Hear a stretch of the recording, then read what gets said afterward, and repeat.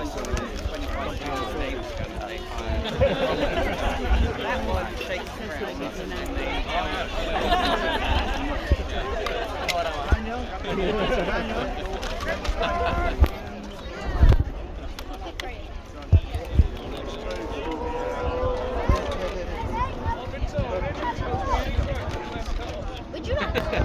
yes, indeed. That's great. Wonderful, thank you. It was frozen this morning. On a serious note, these ropes are here for your safety. Please don't come under them. We are going to be running around into each other along the way. Manuel, sit down. Not necessary. Please sit down so we can see. A warning when it comes to contact. My lords, my ladies! Are you having a good time here at the Loxwood Joust? Well, it doesn't sound like it. Are you having a good time here at the Loxwood Joust? A quick show of hands. Who has voted for the dastardly Lord Villian? Anyone here who has cast a stone for the lovely Lady Helena? Kill them! Well, a very good afternoon. Bit warm, isn't it? Bit warm. Try to get it with your...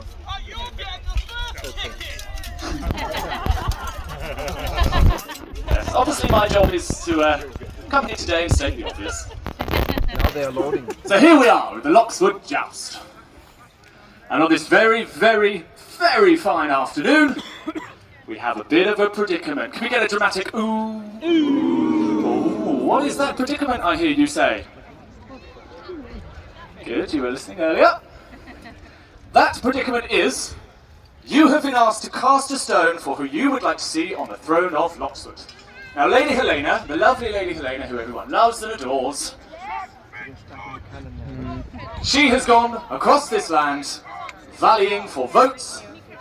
She's been trying to drum up support, and in doing so, she has offered titles and lands to her very, very dear friend. What about her emails? Now that very dear friend is none other than Sir Thomas St. Ledger. Let's have a wave, Mr. St. Ledger. Now Thomas St. Ledger is a very, very rich and powerful man. He is the High Sheriff of Surrey. Let's have an ooh. Surrey. He is the High Sheriff of Surrey. And his very dear friend, Lady Helena, has offered him lands and titles at Bright End with the title of Lord Funtingdon. Now one other man has come to this field today, very, very unhappy. That's the loudmouth behind me. Now his name is John Pelham.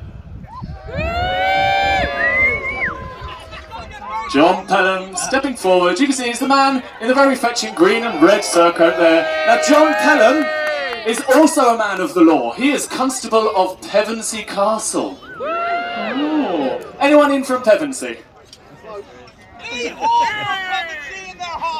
In their hearts they're from Pevensey.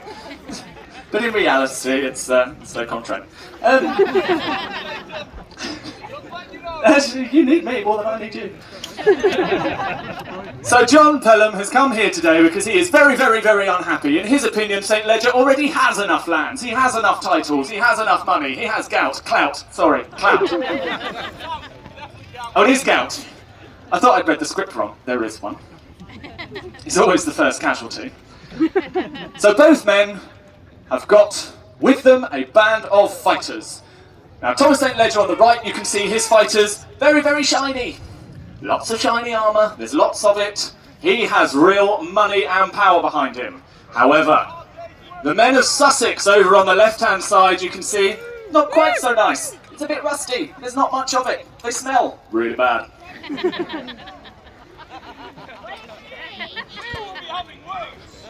As long as it's over a beer, you can have as many as you like. So both men come to the field on this day to fight for the title of Lord Funtingdon. And the castle, very delightful it is too, at Bright End. So both men asking for their banner. Now they're going to start with something called a parley. Now every single bateau, every single one starts with a parley. Now this essentially is going to be an argument. They're going to talk about Why are we fighting? Why are we here? Is there any way we can resolve this without fighting? Quick show of hands. Anyone think this is going to go well? No. Who should we start with? We started with you last week. My Lord St. Ledger, how are you on this fine day? What say you? War. Yes, it's my job to state the obvious. It's your job to be theatrical and entertain our crowd. I was actually wondering where he got the money to get all of this shiny from. Oh, I don't think it's his. I think he's picked that up along the way somewhere. My Lord Pelham. We nicked it from his tent. I don't think we're going to get very far in this conversation. My lords, you are both here for one reason and one reason alone. Because we paid you. Boo!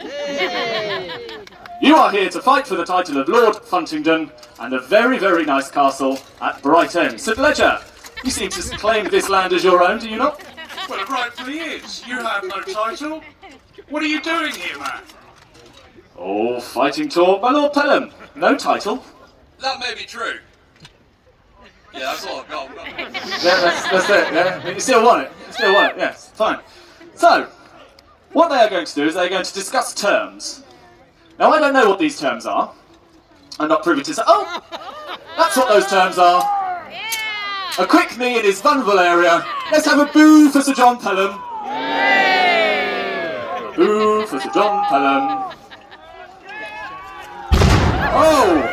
And it's all happening. Thomas St. Ledger's command gives the order to attack those Sussex men. And the men of Surrey creep forward in a very tight, solid line. There are guns firing, there are arrows shooting overhead. And the men of Sussex edge forward. A couple more, not sure where they're going. Oh! I don't know how he allowed that to happen. So the men of Surrey, they clash with the men of Sussex. Have a cheer for the men of Surrey.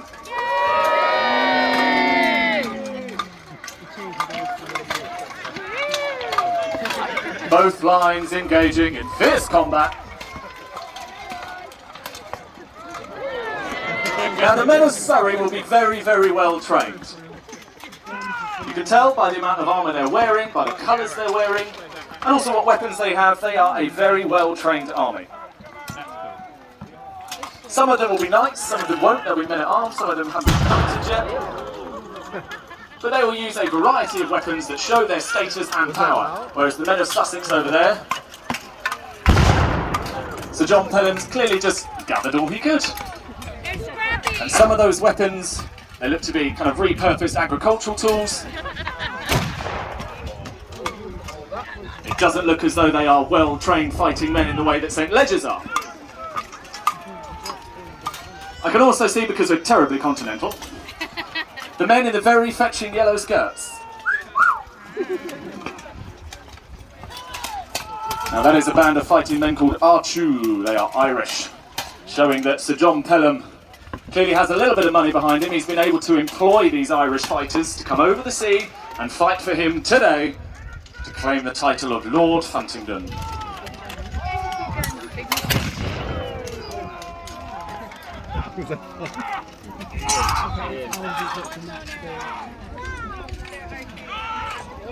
Now what you can see is both armies standing in a line together. It's a linear style of fighting. This is a historically accurate style of fighting.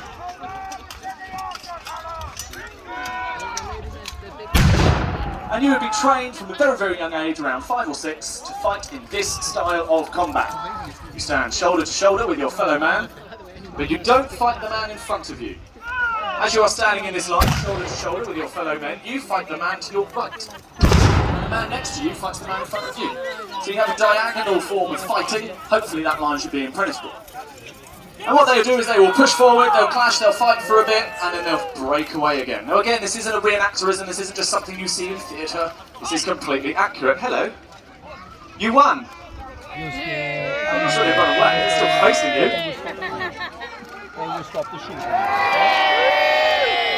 Can you get a cheer if you would have cheered if he didn't have weapons in his hand? You're all fickle. You're all fickle. What was I saying? I can't remember where I was.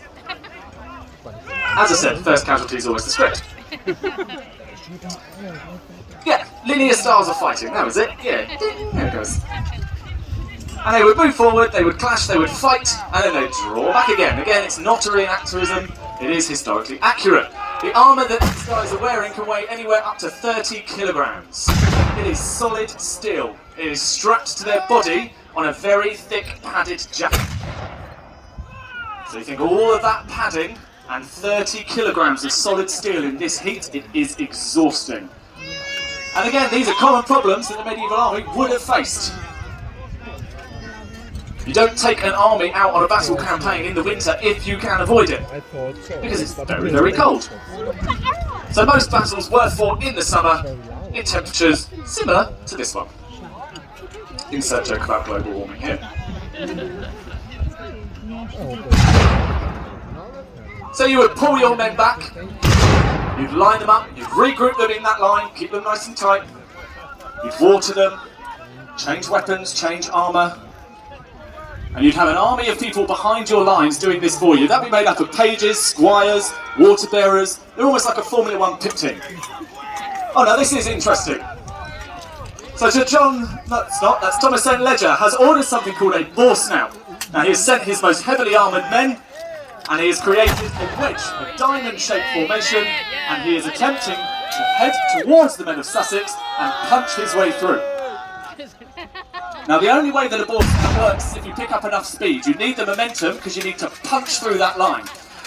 Now what Pelham has done, as you saw there, was pull his archers forward in an attempt to slow them down. So as you saw, that boar snout didn't work. They didn't build up enough speed, they weren't able to punch through the line, and it has ended in a little bit of to and fro. Now what you can also see is two very, very different fighting styles from two very different men. Thomas St. Leger, very rich, very powerful man, he works for the crown, a lot of money, very well brought up, very well trained. But what he likes to do is he likes to command his men from way over there. Some call it cowardly, but what he does is he sits and he assesses what his commanders are doing. He has a little load of minions that go out and do that for him. And he will assess the situation from upon high. Sir John Pelham, however, not being of noble blood, he likes to get out front and centre. Anyone notice he's a little bit of a show-off? And Sir John Pelham, out in the front, he leads his men, he gets stuck in. Now John Pelham, quite a callous man, he's had a weapon in his hand since he was about 4. From the age of about 10, he's been able to hack limbs off, dismember people. He doesn't play by the rules. He's a very nasty, egotistical man. So two very, very different men on the field, all fighting for that title. Who do we think should win that title? Should it be Sir John Pelham? Or should it be Thomas St. Leger and the men of Surrey? Just take the cheer anyway. So the men of Sussex moving forwards. Keep an eye for that line style of fighting. See if you can see if that line is broken at any time. They're going to try and keep that line as tight as possible. And this is where those pole weapons, you can see one of the spears down here at the very front. These long pole weapons are very, very good for this style of fighting because they put a real amount of distance between you and your opponent.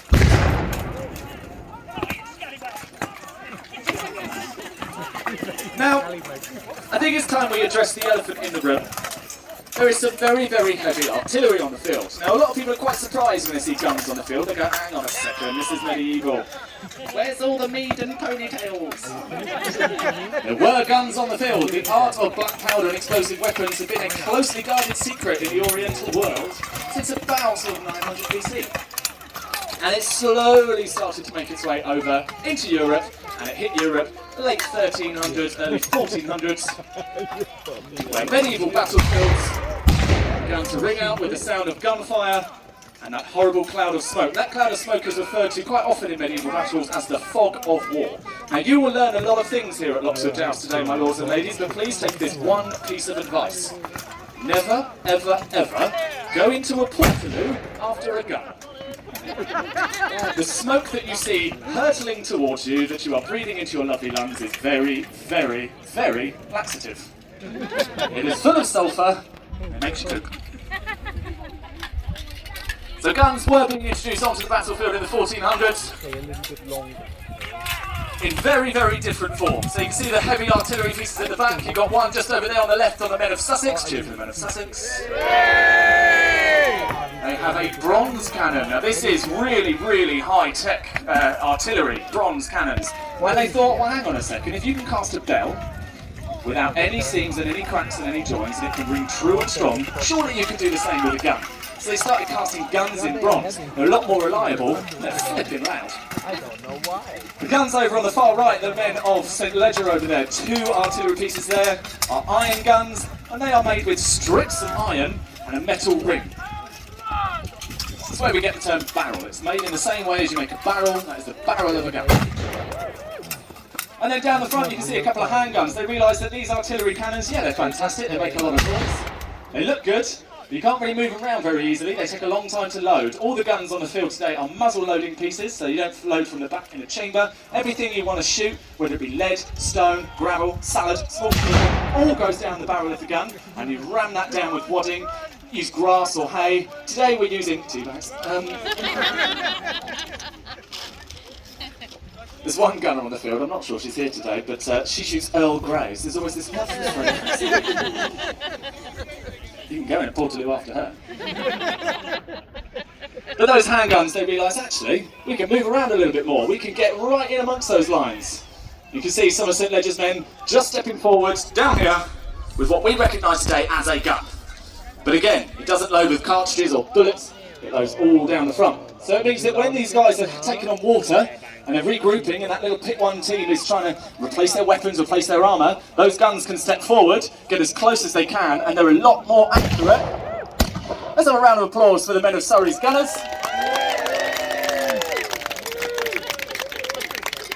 So medieval guns, very, very common on a battlefield. So both men now coming for up. Now the sword is upside down. Now this is a symbol of peace. This is a, whoa, hold on. I don't want to fight, I just want to chat.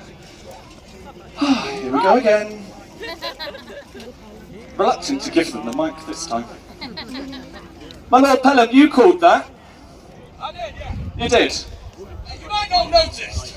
It's a bit hot. And to be fair, I don't want to pay my men. Oh, it's hot. Oh.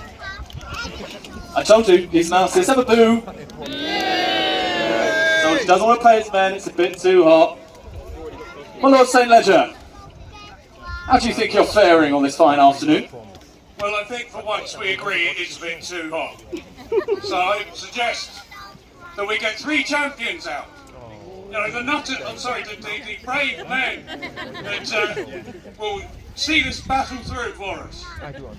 So there we are, my lords and ladies. Thomas St. Ledger, being the very noble man that he is, has called for what is known as a Battle of the Champions. Let's have an excited cheer. It is as exciting as it sounds. Please welcome to the field the cast of the 1980s TV programme Gladiators. No, that's next week.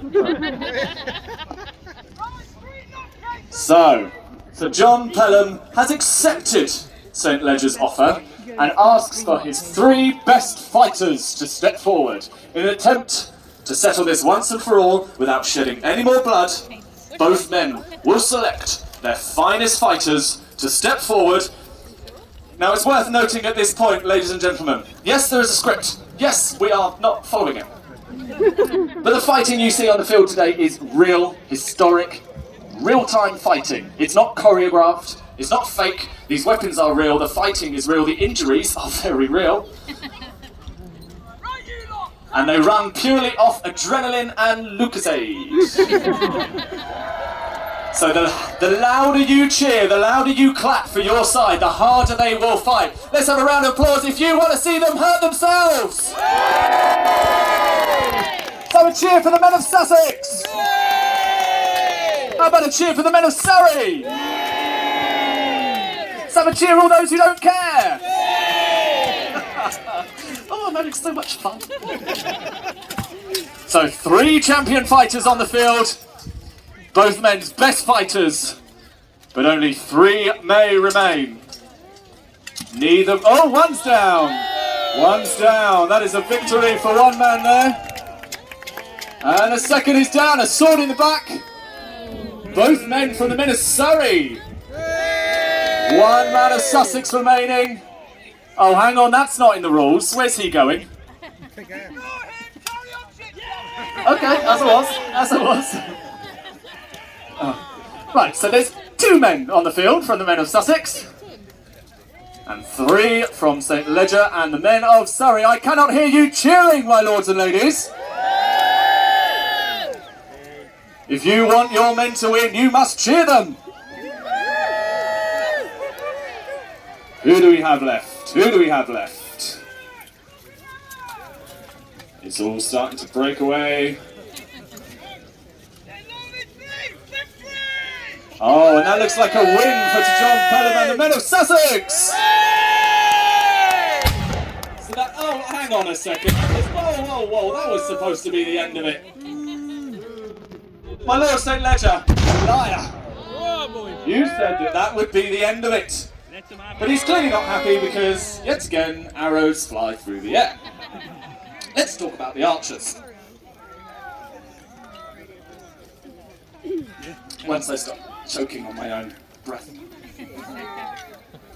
Now, the archers. The English archers were feared amongst all in the modern world by the medieval period. A very, very powerful weapon and instantly recognisable.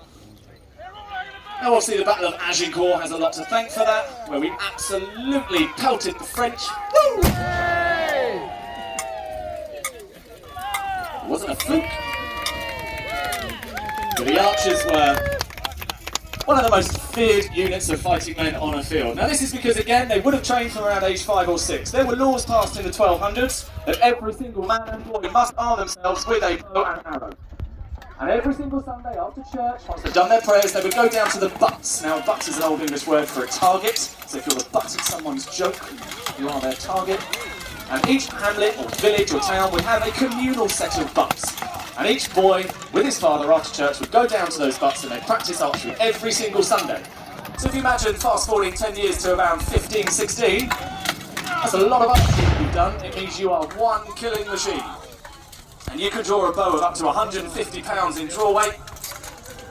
If you think you've got hundreds and hundreds of archers on one side, all loosing arrows at the same time, you get this very dark, ominous humming cloud as it comes over the battlefield. So I can see that line style kind of there, not quite, but they're trying, and a few little splinter points. Well, this is interesting. St. Ledger and Pelham deciding to go head to head down the front there. Like I said, Sir John Pelham gets stuck in. He doesn't hang about. He doesn't hold back and watch his men fight. He likes to do the job himself. Couple of the Irish down here getting very close.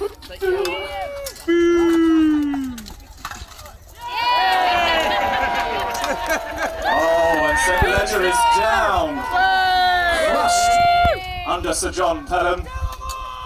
And the call of call them all. Sir John Pelham ordering his men to finish off the men of Surrey.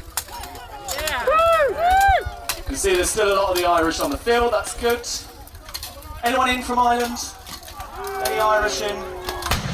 No, no one at all? Oh, that's a shame. Everyone pretty local? Where are you guys from? Holborough? Never mind, eh? So the archers continuing to shoot arrows over the top. Notice how I say shoot and not fire. You hear quite a lot of people saying firing arrows. You don't fire an arrow because there's no charge involved. You shoot an arrow, you fire a gun. So I can see that actually, although St. Ledger is down, and although Pelham is standing with him looking victorious, it looks as though the men of Sussex are being pushed too far back to claim this. Oh! And it's all starting to get heated. Only a few left, so it looks at the moment as though it could still be a Surrey victory.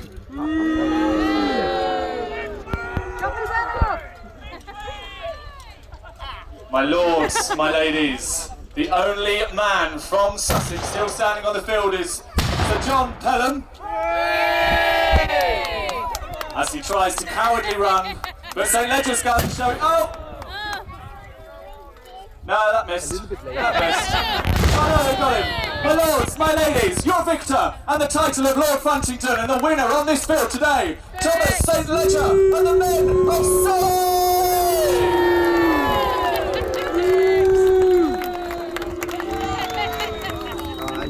only thing left for me to do, It was great.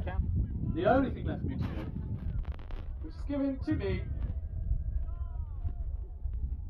simply by having a microphone and just being the loudest voice on the field. The dead may now arrive.